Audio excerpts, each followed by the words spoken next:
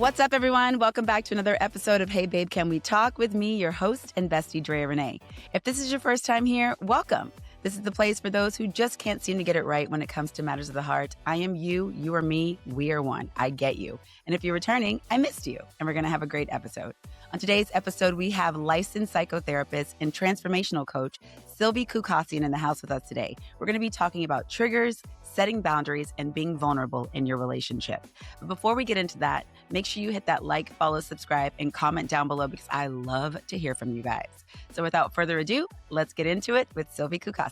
All right, Silvy, thank you so much for joining us today. My Hey Babe, Can We Talk fans are super excited to hear you. I love all the work you've been doing, and you're just amazing. You are a licensed psychotherapist and transformational coach. So tell us a little bit about yourself, how long you've been doing the work, and like what you love so much about doing the work. Thank you so much for having me, Drea. I'm really excited to be here. And I have been in the relational space for, 20 years.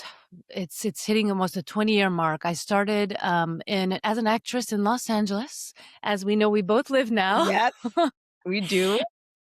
Same path, by the way. Oh, you did? Okay, Same. we have just endless things in common. I just love it.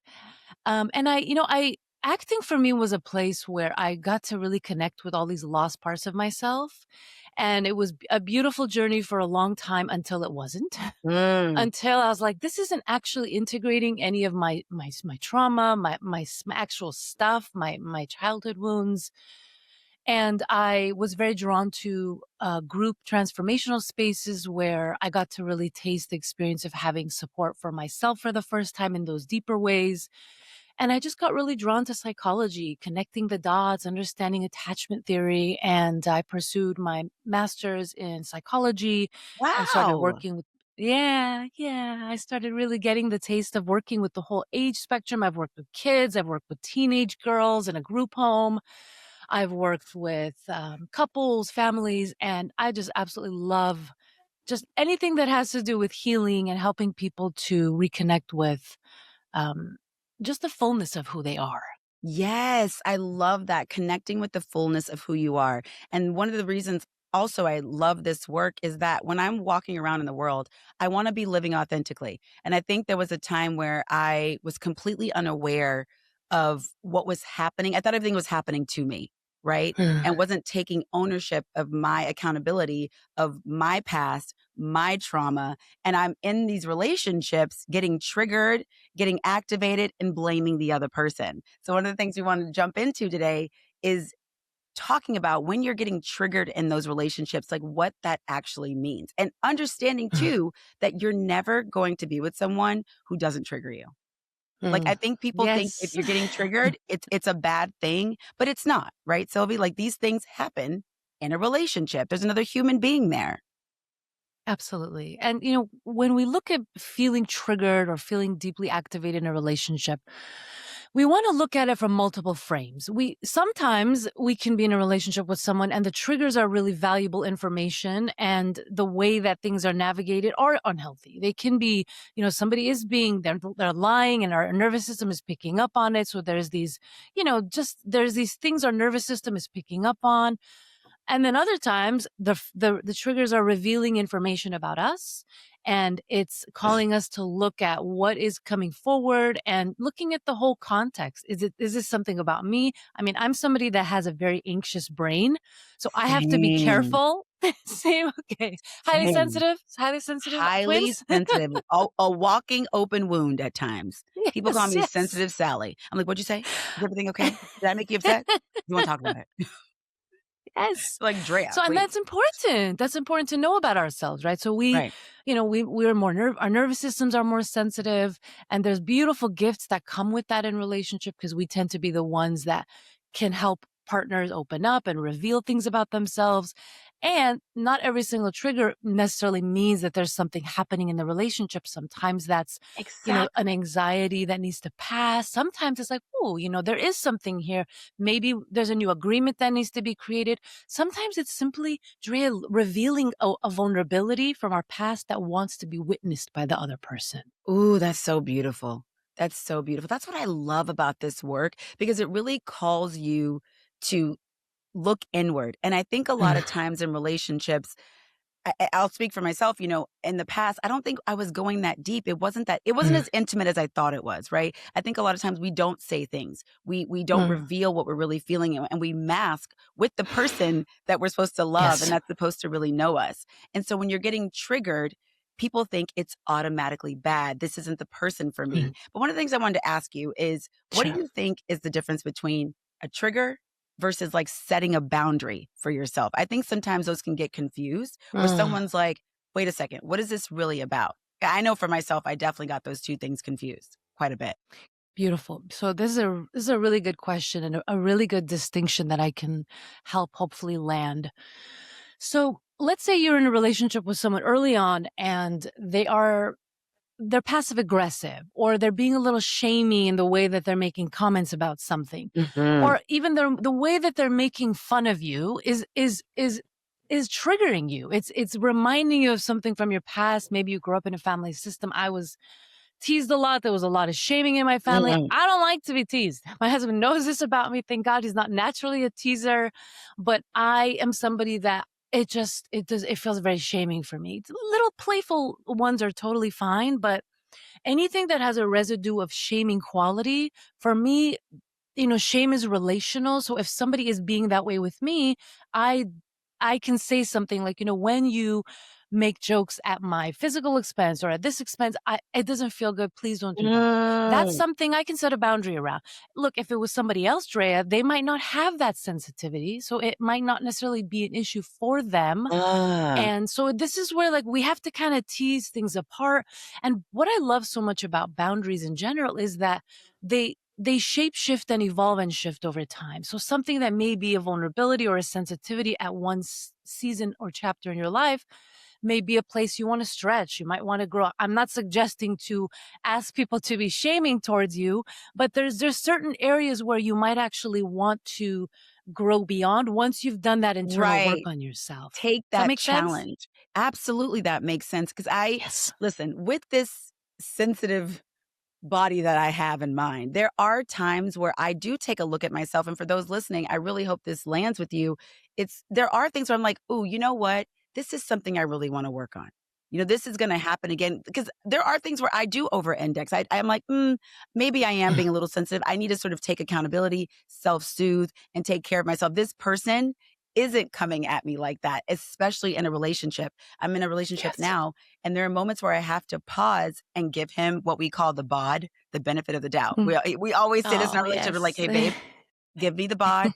I love you. Remember that this person on the other end has your best intentions, because it's easy to get blinded by your own history, your own wounds, and immediately think this person's coming at me. But then there Mm. are other things where I'm like, this is something that Drea needs to work on. Like, does that make sense? Absolutely. I think you especially for highly sensitive people. I think this episode is going to be called something highly sensitive people. I could already Yeah, yeah, feel it, yeah, Drea. exactly. I was just thinking Some that, Sylvie. Sometimes my husband will just be like, "Babe, did you load the dishwasher?" And I'll just like, I'll just have like this look on my face, What like I just is did something that? so wrong. He's like, "Sylvia, I'm not criticizing you. You didn't do anything wrong." And it's just this interesting thing to notice, like how I grew up with a lot of criticism. So I know that I'm super, on alert for that. But it's something that's like become part of our play. We can play with it. We can dance with it. And he knows that about me. He doesn't shame me for having it. And I think I have some rejection sensitivity dysphoria, RSD, that comes with my particular anxious brain. And so, again, having the person know our sensitivities, and then also like what you said, assuming that positive intent so that there's space for both of your kind of vulnerabilities. Cause a lot of men also feel like they're not doing it right.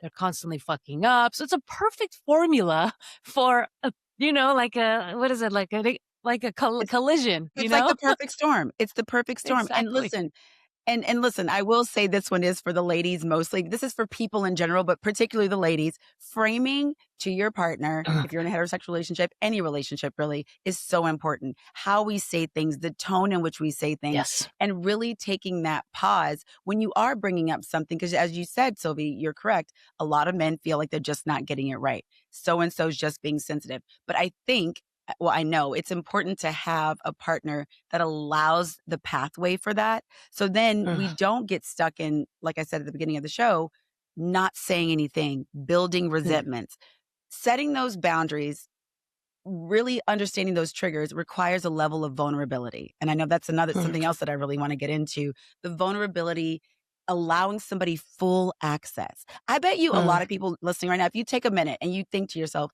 does your partner have full access to mm. what's really going on with you? Mm, Do they have full access? Right?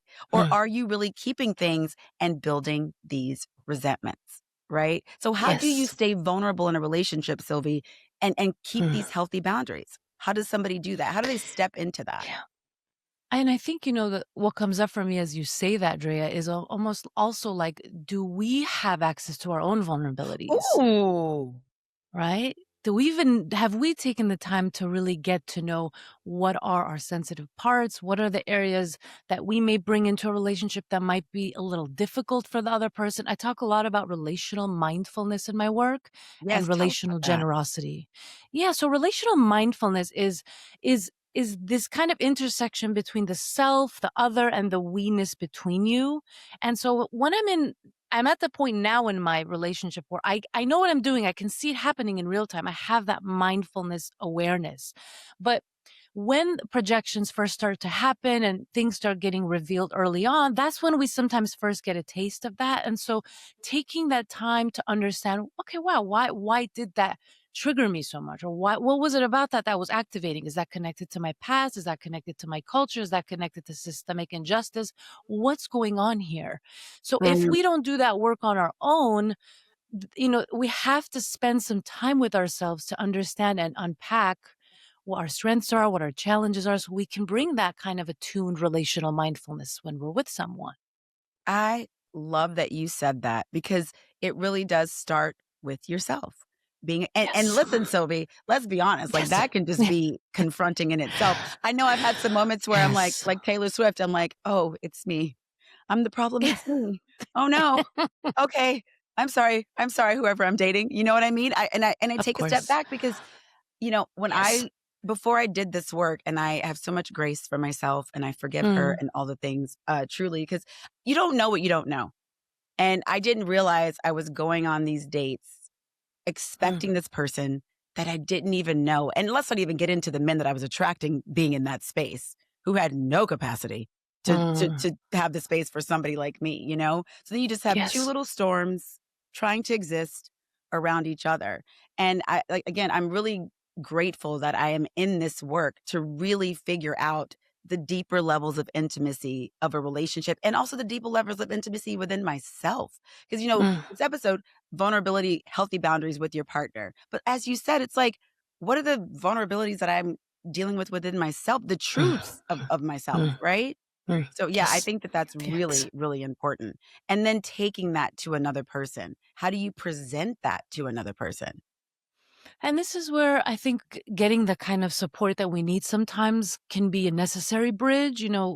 Sometimes it'll come out like a shitstorm, like we talked about it, and then we have to go and unpack that so that we're able to bring that mindfulness. But I've been in therapy for 15 years myself, and I need it for the kind of brain that I have, so that I can, what you said, like make sure I'm bringing things with a soft tone, with a kind of mindfulness that's not always blaming. I have to be really careful for me because I tend to project. Even now, after 10 years of being with my husband and doing this work for 20 years, like I want people to really let go of this expectation of perfection, that we're all a work in progress, and the goal is to get better and better over time, and to be with someone, hopefully. And this can happen with trusted friends as well, very, very deep work.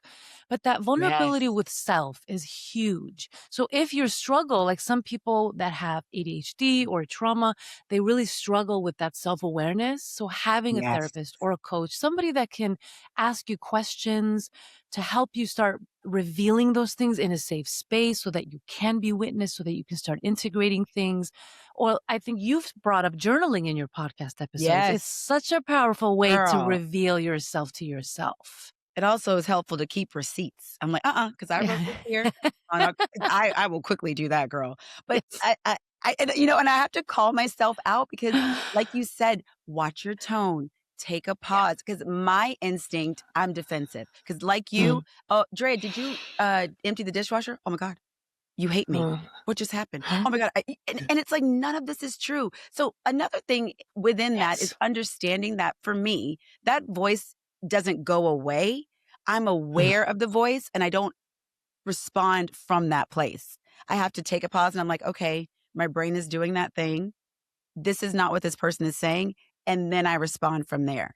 And some of these things are easy now. Like I just know it like the back of my hand. And then some things it takes a little bit longer, and so when I'm expressing this to my partner, and this is something I want to ask you, how do you stay vulnerable and in balance and not activated? It's so difficult because I can monologue sometimes, and forget that it's a dialogue, that there's two people here. And, my partner's feeling like, oh my God, Drea, like, well, what's going on here? And then you're Got not it. vulnerable. And then it just maybe makes the other person feel like you're attacking them or they did something wrong. Yes. So I think, one of the things about transparency versus vulnerability versus dysregulated nervous system, they're kind of all in the same line. And we can sometimes think we are being vulnerable, but we're maybe dysregulated. I know, women tend to talk a lot more than men in heterosexual relationships. That's just kind Yep. of standard. Pretty But then standard. there's also if we have more anxious brain and we are wanting to we want to get it all out, or just even that fast talking can be a way to try to regulate, right? That pressured speech. So I think that you said something really important, is that you have a lot of awareness around this, and we want to become teammates with whoever we're with. And we want to give them permission to help us interrupt patterns that are hurting the connection. So for me and my husband, when I'm being critical in the way that I'm bringing something up, he has permission to say, Sylvie, I hear you. Can you please say that? Can you just please say that differently? Right? Ooh. So, and I have to listen to that. I have to respect his boundary because he's actually setting a communication boundary with me. Or, for me, like I can't, if we're in a dialogue, I need a little bit, if we're in a conflict, I need a little bit of space. I can't have somebody corner me. He knows not to get too close to me when I'm really heated. Sometimes we'll have a repair when he's sitting on the other side of the room. So these are like psychobiological strategies that you can talk about ahead of time especially when you have so much self-awareness of like, all right, we know this doesn't work. Next time, how can you help me? If you see me maybe talking a lot and you're getting flooded, don't wait till you're flooded at a 10. Tell me when you're at a 5. Oh, right. Right? Yes. Interrupt me. I give you permission to just say, Drea, I just need to take a pause for a few minutes. How would that Yes. land for you? If you were, would that feel triggering for someone to say that, to stop it? Because that can also be hard sometimes for people. Because then it feels like what I'm doing is wrong. And that's just kind Yeah. of where my brain tends to quickly Yes. land. But that is something, right, that I know that Drea needs to work on. Not everything anybody says to me is a criticism. And that is where my little Virgo brain likes to go. I'm like, oh, well, hold on a second. What was that?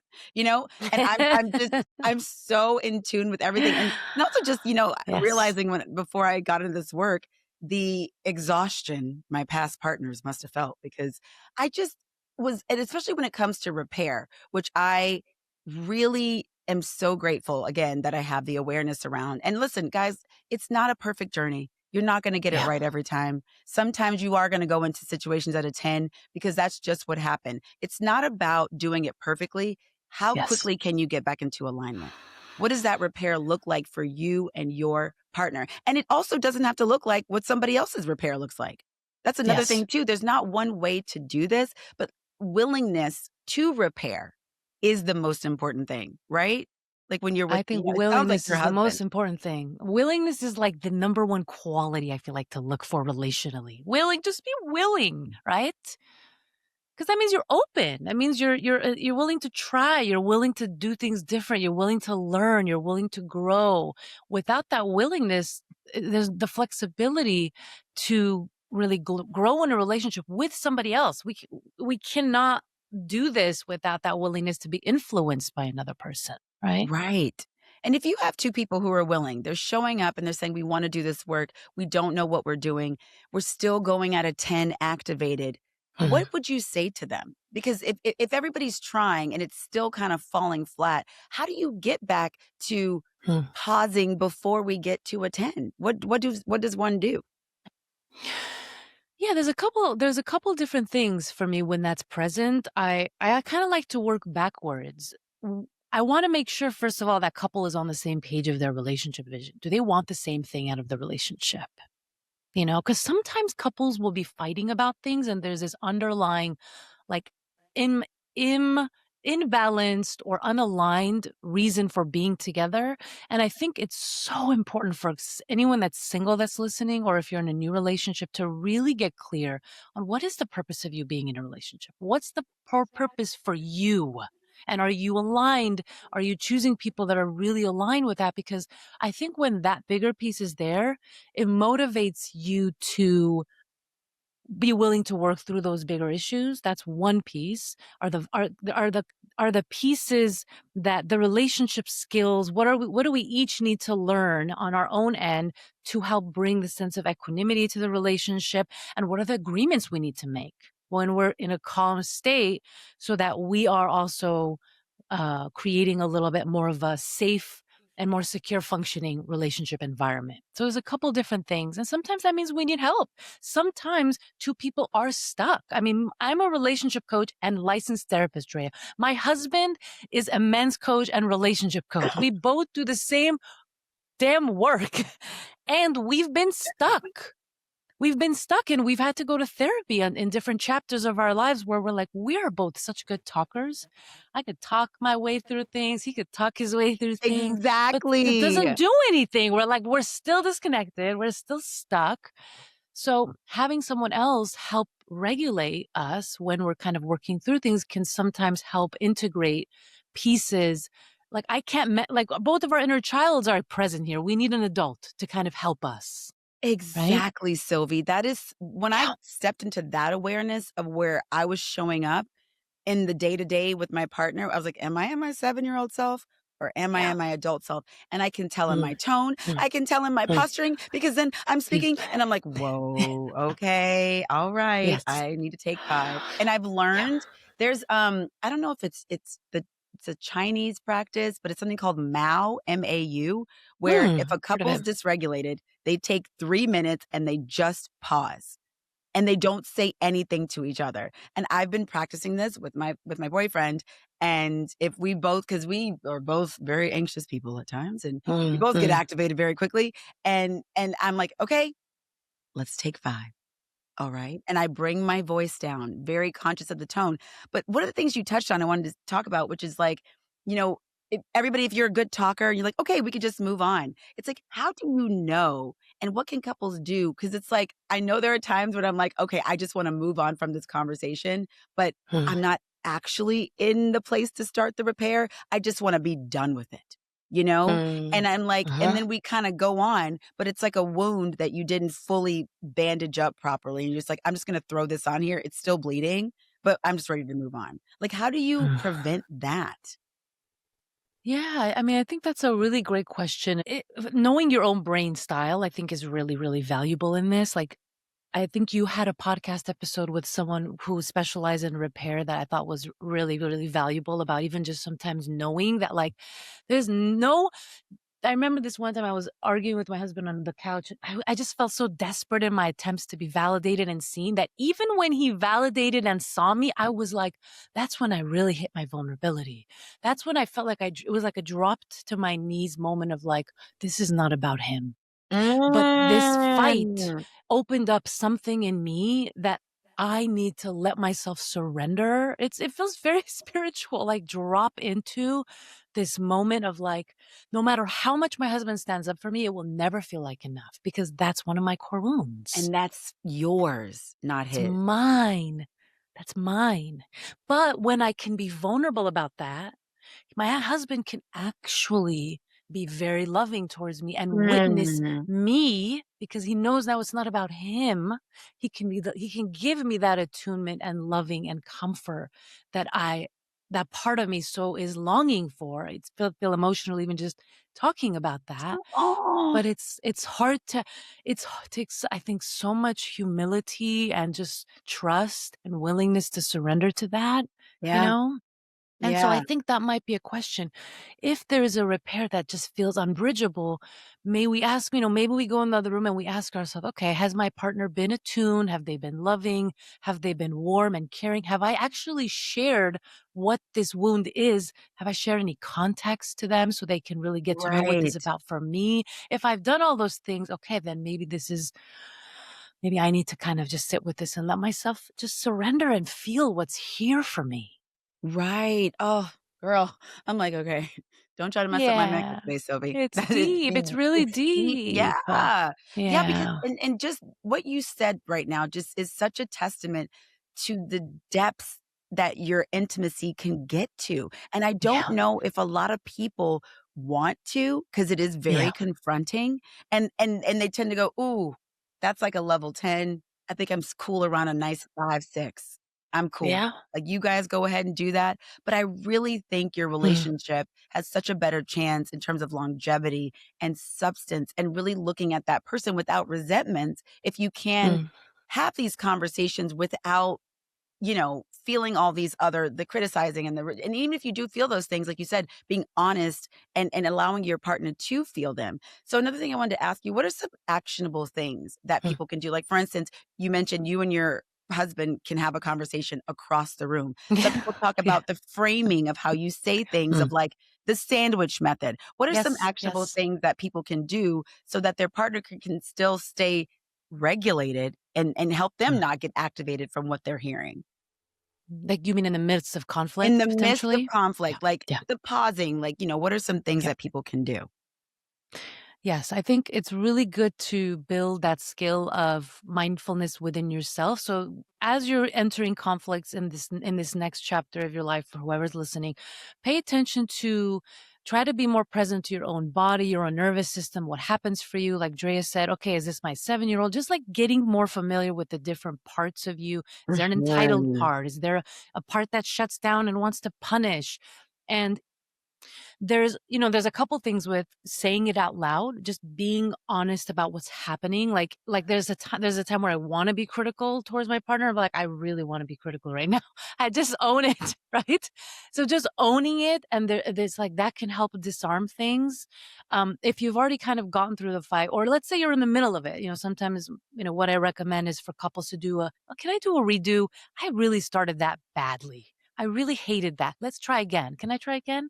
So you're owning it with humility that you started bad Mm. and you want another chance, and you're it's like you're coming up to the bat again. So it's kind of like my acting skills, role play. It's like you're using that as a way to re-enter and write a new narrative of that moment. Anything you can do from a physiological level, so softening the belly, just Oh, kind of like just did breathing it into now. that, just like, right? Just like softening the belly, Yeah. softening this forehead area. Those are some physical things we can do, relaxing the jaw. Um, Posture and the way you present yourself. So if your partner looks really scared and you're not quite there, but you can see they look scared, you can actually sit on the ground, and that signals safety to the other person Oh, from a okay. primal standpoint. Like, I grew up in a lot of violence growing up. My husband sometimes would even say, "Sylvia, I'm not going to hit you. That's not happening." So even Wow. just saying the Wow. thing that we're afraid of, like saying you're not going to do that thing, you're not trapped. I'm not going to corner you. Right. So you're telling them, because that's what they're thinking. My husband has huge abandonment wounds, which he shares very publicly. So I'm not disclosing anything. Yes, He's like, yeah. tell him everything, Sylvie. I love that. Use He my sounds amazing. experience. Yeah, I It's love this. great.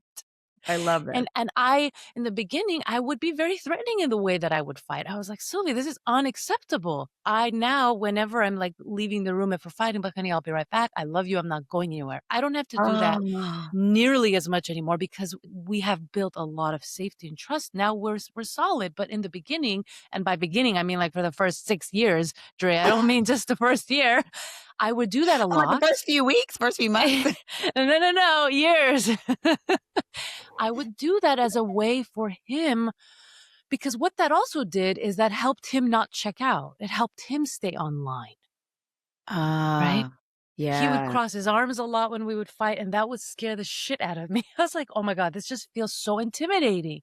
So, like, a lot of physicality changes can signal safety, friendliness versus the lack of those things. So, those are some things. Any of them stand Yes. out from what I shared? Well, knowing when your partner goes offline, that just really stood out to me because even if we're not conscious, we are subconsciously noticing everything about our partner, right? A look, Yeah. a tone change, the body language.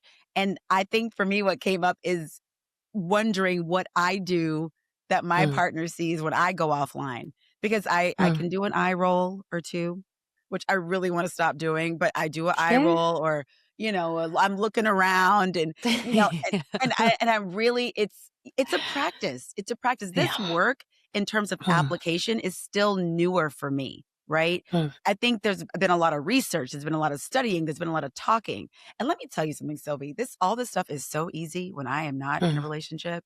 But then I get in a relationship and I'm like, oh my God, I still have, because you always think you're going to do X, Y, and Z. I'm vulnerable. I'm open. I can set a boundary. And then next thing I know, I'm 7 years old going, I need my mom. It's like, I don't Oh, even know what happened. And that's so sweet. because it's like it Yeah. is really scary to be vulnerable. And I think Yeah. an important thing to remember is like being vulnerable isn't just about you. It's about keeping your relationship in alignment. Because I think to truly have a long-lasting connection, that is part of it. You got to be Mm, vulnerable and you got to be open to hearing when your partner sets boundaries. And I'm saying that to myself out loud because mm. my partner he sets boundaries with me and I'm like, ew, what? No, Like, am I'm I so being sorry. abandoned here? What's going on? And my abandonment wounds are, if you tell me, "Hey, babe, we gotta take a Yeah. minute, I will call you back." Mm, I'm like, "What is a minute? Are we talking 1 minute? mm, Are we talking 3?" I need to know it. Give me a little not, "Oh, mm, we're gonna talk in a few days." No, no, no, no, no. My nervous system mm. but I know that about myself, and I need to be Yes. with someone that understands that. So, like you've said, Sylvie, this has been a theme Yes. throughout this show so far, starting with yourself and really having a partner that is going to be receptive to that because I think a lot of men, not all, a lot can Mm, just be like, "All right, what? Yeah, okay, cool. Can we move on?" And they don't yeah, have the space for that, right? totally. Men flood so much faster than women in heterosexual or in relationships in general.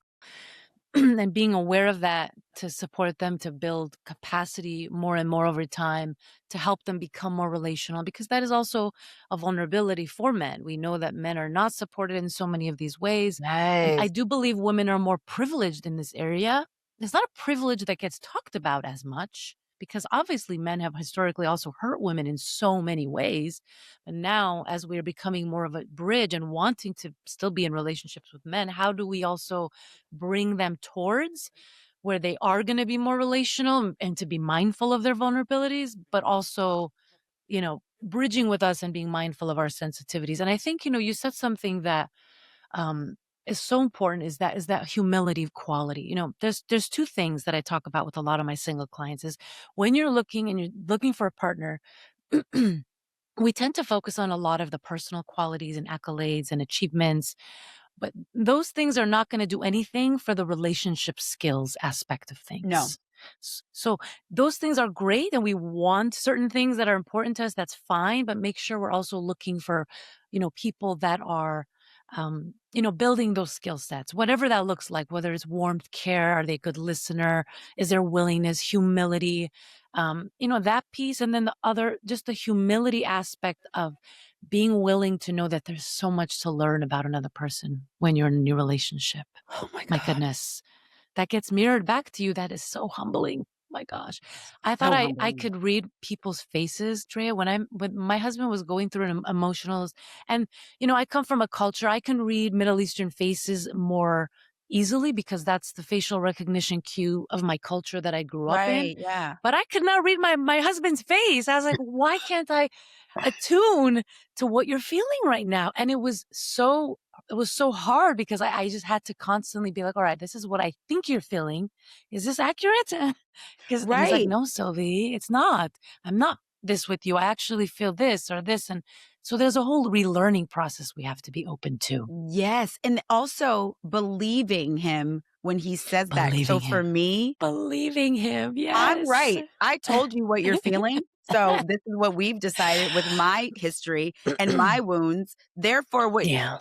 and trusting Mm, it, because that's mm. where sort of actively, acutely where I am with my boyfriend right now, is when he says, "Babe, that's not what's happening," and I'm like, "No, it is." And it's like, but he's, I don't, I want to be in alignment with you. Yeah. And having a partner, which is also new, that's willing and wanting to do the work. And so now I'm finding these things about myself where I'm like, oh, if this is the person I'm going to be with, and I've decided this, I need to believe him.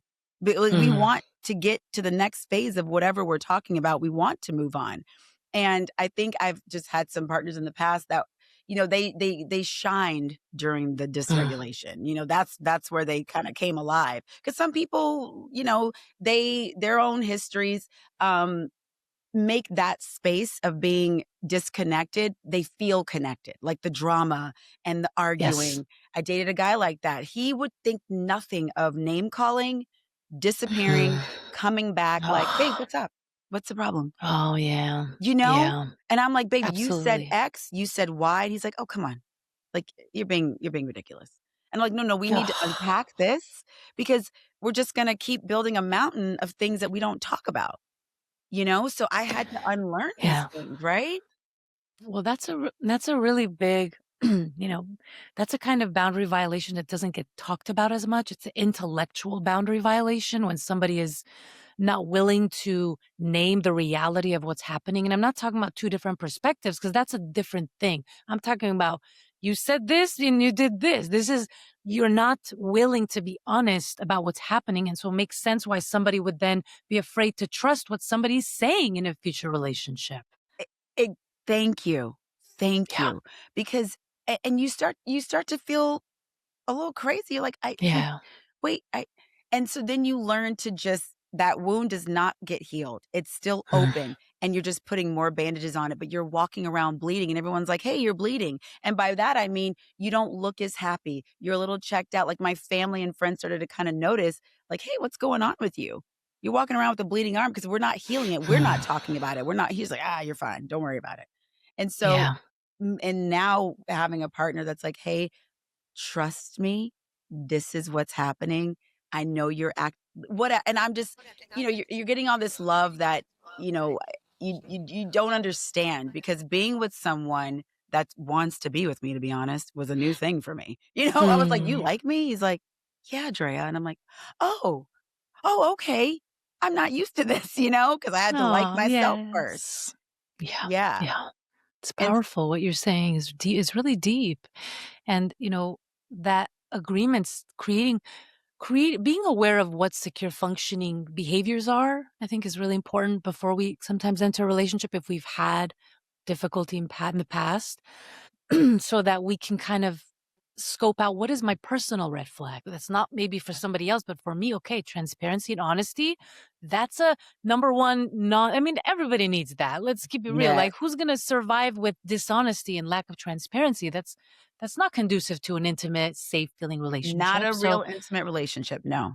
no, you can keep things on the surface and have like you can function in, I mean, I don't even know how you can function, especially when you're an attuned, sensitive human, right? It's a nightmare.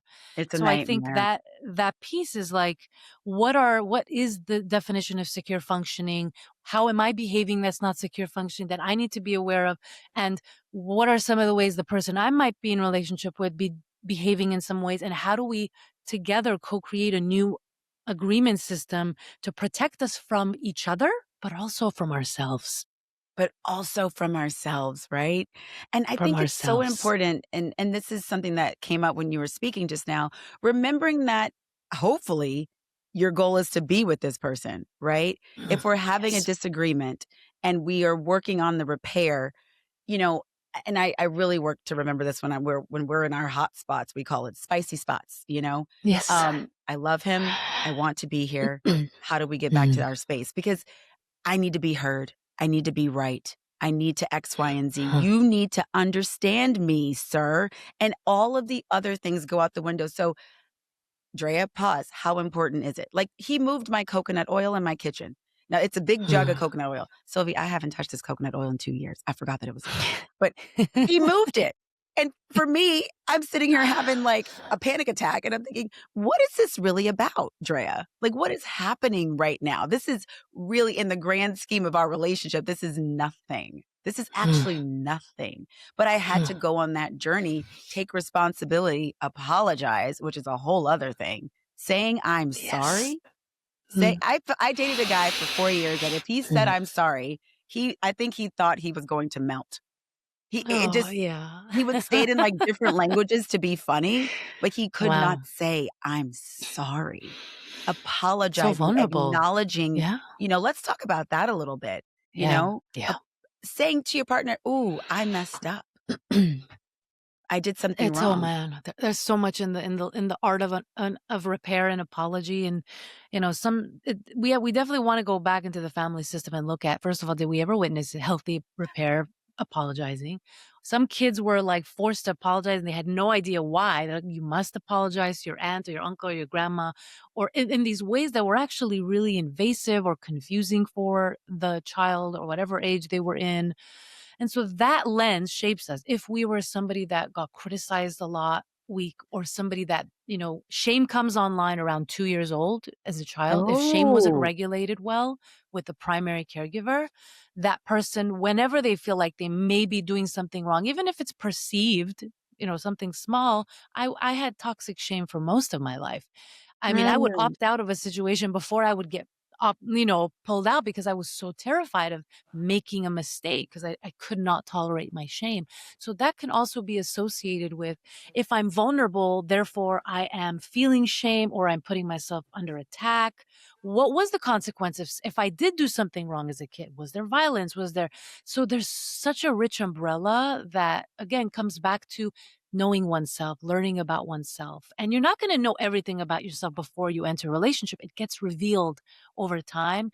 And sometimes it's like 20 things at once. So get support, people, get support. It's hard. And don't be scared to get support. There's no shame. And luckily, Yes. we're in a culture now where it's not Yes. like someone says they have a therapist and everyone's like, oh. Now it's like, Yes. especially because we live in LA, everyone's like, yeah, you kind of need one. They think they're giving them out as soon as you land here for the first time. They should just be at the airport, honestly. Like, hey, Here's your brochure. check in over here. Nope, you are not getting it over there without me. Thank you. Nope. This is so good. It's so true. You land. Are you new? Okay, right over there. I don't think so. Not today. You're not walking around here untherapized. Not today. I love that untherapized term. Is so good. It's almost more unusual when somebody is not doing therapy. Like, wait, what do you mean you don't have a therapist? What's Girl, going on I'm here? like, who's guiding you? No, ma'am. Sorry. I don't want to be friends with nobody like that. When I was dating, I would always ask men, I was like, what does your emotional satchel look like? What's going on? How do you process stuff? Who are you talking to? Did you not see the forms at the airport? What happened? I'm sorry. I have a few brochures on my back for you. Here you go. Oh my God. I love that we're having this moment because it's true, girl. It is so really true. I'm like, you don't have a therapist? I am so sorry. And I think about the future of relationships coming up. And, it's good. We're having the conversations. People are really interested in going deeper. However, there is this focus, and this is another thing I wanted to ask you about, on hyper independence, where we are kind of drifting from each other a bit, where everyone's like, because I know for a bit, I felt I was going on dates and everybody, including myself, was like, well, what you gonna do? Because I'm not doing nothing. And the men were also that way because everyone's guarded. Everyone's like, what are you doing for me? Or I can do it on my own. I don't need anybody. So these things, and then these two people try to get into a relationship. And a lot of the culture is, let's not label it. Let's not call it. Let's see where this goes. Ew. Mm. No, thank you. The stable ambiguity, I think, is the term that Terry Real and Esther Perel talk about. It's like just enough Ah, connection to keep things interesting, but not enough, but no real commitment to actually keep each other accountable and do the deeper work that you're talking about to actually create that, long term depth in relationship. And yes. it's an interesting time, Drea. Dating is definitely going through the most in interesting evolution, and for male and female dynamics, from gender roles changing so significantly, women, taking so much care of themselves financially, that I think the purpose of relationships has changed Yes. to this, what we're talking about. For many people, if I can do all of that on my own, the reason I come for a relationship is what? So that's being redefined as we speak. And so I think that reason for defining the purpose has to be so clear and authentic, and also grounded in reality, because I talk about unrealistic expectations a lot in my work. Mm. Having, I mean, you talked about this in a previous episode, I think on the repair episode, that was really great, about sometimes we have these expectations from someone to heal us, to save us, to do these things that was never the role of this person. This was a parent role that we need to grieve. We need to kind of look at what were some of those things Mm. that we didn't get, where we don't get from our village, and really grieve that, so that we're coming into this new space with an openness, with a kindness, and with a pacing that actually it makes sense and is appropriate. And even in relationship to the vulnerability piece, when we're being vulnerable, we want to really look at the come from. Are we doing this? Are we being vulnerable in attempt to connect? Is it the one woman, performance? Like, are we being vulnerable to try to regulate our anxiety, or tell them my deepest, darkest secrets, so that I can see if they're going to choose me in spite of it? We want to slow it down, Yeah, and be tell honest about our and be honest. intentions, right? Because I Yes, know there are definitely absolutely. times where I'm like, "Ooh, what is my goal here? Am I trying to hurt him? Am I trying to get a response from him in a way that's, like, not honest?" Mm, Like, what I need to absolutely. tell him, what is it that I really feel, right? Instead of Mm, doing all these, like, covert go arounds, tricking, it's and again, I don't know if all these things are always conscious, but once you do step into the consciousness of it, you really gotta take accountability for yourself, and I think that's yes. been a running theme throughout this episode, Mm, looking at what is my part in being triggered, and how can I show up to my am I showing up to my partner how I want them to show up to me? yes. And it's okay to have different strengths, like me and my husband are so different. We are so different in complementary ways. So having somebody that might be, maybe they're great at repair, they're great at initiating a repair, Yes. and you might be really affectionate and loving. And so it's okay, as long as there's that willingness to kind of, build that team, and to rely on one another, and to hopefully grow and build those skills that the other person might be stronger in, more and more over time. So yes, Exactly. I think letting go of that perfection is really huge. It's definitely a unique thing where, yeah, the redefinition of what relationships can do for us is very present in a lot of my work with clients. Yes, Yeah. what relationships can do for us. Sylvie, thank you so much. You have been Yay. fantastic. Thank you for the chuckles today, girl. Like, we That's had a great. full-on laugh session, which I love a good laughing moment. I really do. Before we let you go, is there anything that you wanna leave my listeners with on the subject of triggers, boundaries, or anything else that you would love to say? I think just, be really compassionate with yourself. This stuff is hard, and it's supposed to be hard. We build our confidence when we do these hard things. And as you learn and grow, and share and reveal these parts of you, and share your story with other people, there's just so much depth that is possible for you when you take this journey at the pace that you're ready for. And just sending you so much courage, because I know it takes courage. It's absolutely. Thank you so much, Sylvie. We're definitely My bringing you back pleasure. in studio for Yes, part can't 2. wait. I Okay. can't wait. All right, guys, thank you so much for listening. Don't forget, this is the place for those who just can't seem to get it right when it comes to matters of the heart. This has been such a special episode. Remember to take your time, slow down, and remember that you do want to be with the person that you're with. And if you're working on yourself, continue to do so. We are here for you, and I am thinking of you. Until next time, I'm Drea Renee, and this is Hey Babe, Can We Talk? Bye.